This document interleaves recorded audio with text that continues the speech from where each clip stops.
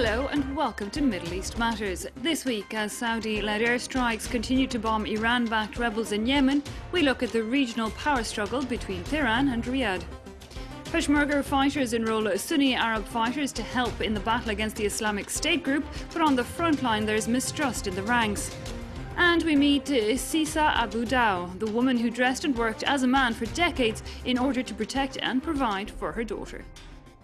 But first, they say they are closer than ever. But Iran and the six world powers locked in nuclear negotiations in Switzerland admit that gaps remain in the deal details. In this phase, they want to form just the framework of an agreement with the aim of putting the building blocks of the full accord in place by the end of June. Hala Mohadin tells us more about the tightrope delegates are walking. Differences still need to be overcome before a deal can be struck. This is the constant refrain coming from negotiators of all stripes at the Iranian nuclear talks. Yet those differences aren't confined to the closed-door discussions in Switzerland. Agreement in Lausanne doesn't necessarily mean approval in Tehran. You have some hardliners in Iran, and it's essential for Mr. Zarif, our foreign minister, to have a fair deal which can he seal the deal in Iran. And these hardliners, who share former President Ahmadinejad's belligerent views of the West, aren't terribly receptive to any form of cooperation with their sworn enemy, America. Long opposed to any form of accord, they frequently denounce Iranian compromises in the nuclear negotiations. However, traces of optimism remain after Ayatollah Khamenei reached out to the West, confirming he'd support a good deal. No such compromising, however, from conservative opponents in the US. The Republicans are fiercely opposed to striking any deal with Iran and have attempted to derail the talks by inviting the Israeli Prime Minister to address Congress and threatening Iran directly with sanctions and a veto. This has deepened the rift between the President and Congress, forcing the White House to effectively fight a battle on two fronts. It's exceedingly dangerous, and I think that's one of the reasons why you see the White House reaching out very publicly, but also very privately to key Democratic senators to make sure that they can maintain their veto authority. Yet despite fierce opposition from the Republicans, it appears American public opinion is on the administration's side. A poll in the Washington Post shows that nearly two-thirds of Americans support the nuclear talks and striking a deal with Iran. A week of airstrikes on Yemen, and now Saudi-led naval forces have blockaded the ports. This as Houthi rebels made a push for the southern city of Aden. The Houthis are allied with Iran, though Tehran says it has sent aid, as in medical supplies and food, to the rebels. However, it denies providing weapons. The conflict in Yemen once again pitting power players in the region, Saudi Arabia and Iran, against each other. Mary Schuster and Olivia Salazar-Winspear report. Airstrikes intensify from the north to the south of Yemen, and with them civilian casualties rise in their hundreds. Meeting for talks in Sharm el-Sheikh, the Arab League has reiterated its determination to put an end to the Houthi uprising. The International Arab Organization will push ahead with its agenda until the Houthi militias withdraw and down arms. Meanwhile, Saudi Arabia is carrying out the Operation Decisive Storm. The Sunni monarchy is hostile to the advances of the Houthi rebels, who are Shiite and who could encroach on Saudi Arabia's borders. Sunnis make up two-thirds of the Yemeni population. They're based mainly in the south, whereas in the northwest, the Zaidi are in the majority, a branch of Shiite Islam. It's here at the Saudi border that the Houthi stronghold has taken root. In September 2014, Houthi militia took advantage of political instability to seize parts of Sana'a, pushing Sunni President Abd Rabbu Mansour Hadi to flee the capital. Once Sana'a was fully under their control, the rebels advanced south towards the port of Aden, Yemen's second largest city and a strategic hub. 6 months later, the Houthis are under fire, yet in the streets of Sana'a, they're holding firm, and their discourse has shifted from a political to a military approach. We're calling for jihad, for the holy war. We must be ready. We call on the Security Committee to provide the necessary weapons to those who require them, so that they may be ready to fight on the ground. A conflict between opposition factions that's now turned sectarian. with the backing of Riyadh and Tehran. Iran officially supports the Houthi rebels and has condemned the military intervention from Saudi Arabia, prompting concerns that this could spiral into a proxy war. If Iran considers that this is an act of war and the Iranian government wants to put all its weight behind this war, well, yes, then we should be very worried. We could say then that the Saudi Arabian intervention would have sparked a considerable regional conflict. At stake in such a conflict, the Strait of Bab el-Mandeb in the Horn of Africa, through which much of the world's international freight passes.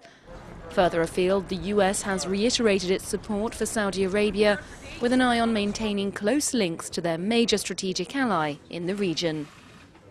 In Iraq, the fight against the Islamic State group has prompted the Kurdish Peshmerga to enlist Sunni Arab fighters in the battle, a strategy the Kurdish leaders hope will lead to their presence being easily accepted in Arab areas, especially perhaps in Mosul. But the move has drawn criticism, and many Kurdish fighters on the front line say they don't trust the new recruits. Salem El-Madeb and Adam Pletz send us this report. The Peshmerga's defensive lines cut across the plains southwest of Erbil. From here, the jihadists are only 2 kilometers away. At night, they prepare ambushes against our scouts. These men belong to the Shargat People's Militia. Their town is under the control of the Islamic State group. Originally, they were fewer than 50, but now they number more than 500.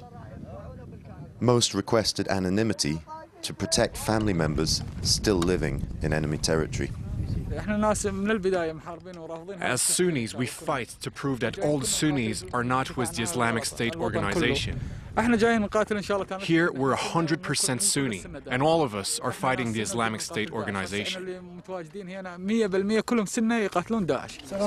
These fighters are paid by the central government in Baghdad, but armed by the Peshmerga, through an arrangement that their leader describes as an Iraqi salad.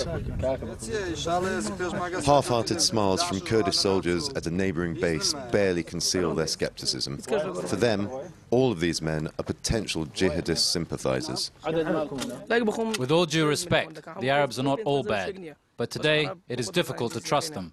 Everyone knows it. We can fend for ourselves. We do not need them.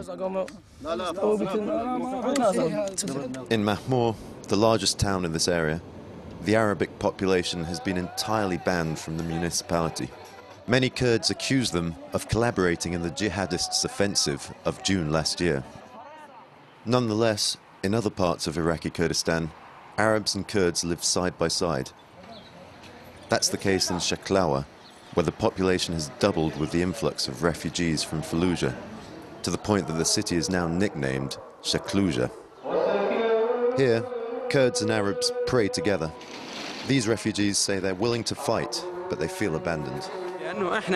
We lost all hope in the central government and our Sunni politicians. We no longer expect anything from them. They're all charlatans, without exception. Only God and the coalition can help. If they give us weapons, we are ready to fight to the end. 1,000 men here have signed up to the Shargat militia, but they're still waiting for funding from Baghdad. It's a militia mainly composed of civilians that will have to shape up if they're going to prove useful on the battlefield. She lived for 4 decades disguised as a man in order to protect and provide for her daughter. Sisa Abu Daooh has now been given awards by authorities in Luxor and indeed Egypt's president for her motherhood. But while everyone around her now knows she's indeed a woman in men's clothing, she's not going to change. Our correspondents went to meet her, a report signed Sonia Didri, Scott Nelson and Claire Williams. You find them on street corners across Egypt, men who earn a living by polishing other people's shoes. But under this cloak, known as a galabiya, hides a 65-year-old woman. Sisa Abu Daouh's husband died when she was 21. To find a job and avoid sexual harassment, she shaved her head and started wearing men's clothes. He passed away when I was 6 months pregnant.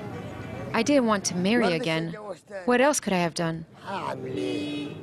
She recently gave up her secret to the Egyptian press, and has been greeted with mostly positive reactions. It's a surprise for all of us. It's the first time we've seen him as a woman. No, it's not strange. I wish all women could work.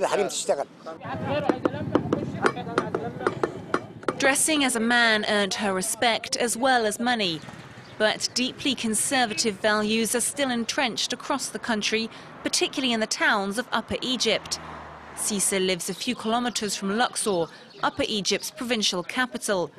While some family members refused to speak to her, friends and other relatives supported her and kept her secret. When they started doing it, her brothers and sisters were upset. They cut her off and stopped visiting her. Sisa's lived on her own since her daughter married. Her walls are decorated with family photos and tools.